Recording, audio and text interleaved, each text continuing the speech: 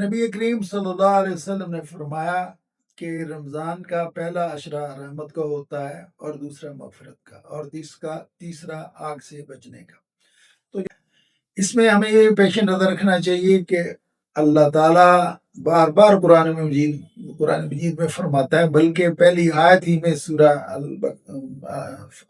الفاتحہ میں شروع ہی میں فرمایا الحمدللہ رب العالمین الرحمن الرحیم، بسم اللہ میں بھی فرمایا بسم اللہ الرحمن الرحیم، یعنی اللہ تعالیٰ اس پر زور دیتے ہیں بار بار قرآن مجید میں کہ وہ بہت رحمان ہیں، بہت رحیم ہیں، بہت رحم کرنے والے ہیں، ہمیشہ رحم کرنے والے ہیں۔ تو اس سے ہم یہ سیکھتے ہیں، ایک تو ہمیں اللہ کی رحمت طلب کرتے رہنا چاہیے۔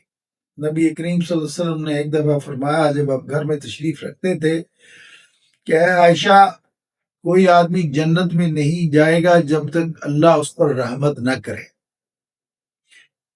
یعنی صرف انصاف پر نہیں آدمی بچے گا، اللہ کے فضل اور رحمت ہی اس کو بچا سکتی ہے۔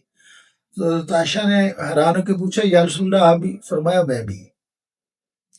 تو مطلب یہ ہے کہ ہم انسان جو ہیں ہمیں انصاف نہیں مانگنا چاہیے، اللہ کی رحمت اور فضل مانگنا چاہیے، اس لیے کہ اس کے بغیر ہمارا کوئی چارہ نہیں ہے۔ ہم بہت گناہ گار ہیں اور شعوری لاشعوری طور پر ہم سے گناہ ہوتے رہتے ہیں، ہم معصیت میں مبتلا ہو جاتے ہیں چاہے نہ چاہے۔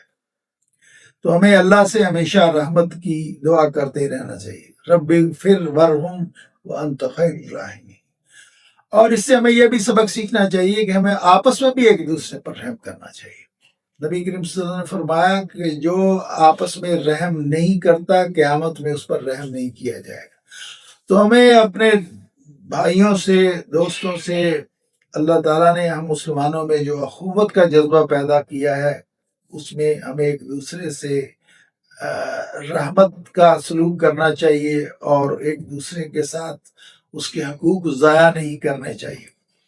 اور جب ہم ایک دوسرے کے ساتھ رحمت کریں گے، خصوصاً چھوٹوں کے ساتھ، زیر دستوں کے ساتھ، اگر ہم مہربانی سے رحمت سے پیش آئیں گے تو اللہ تعالیٰ بھی ہم پر رحم فرمائے گا۔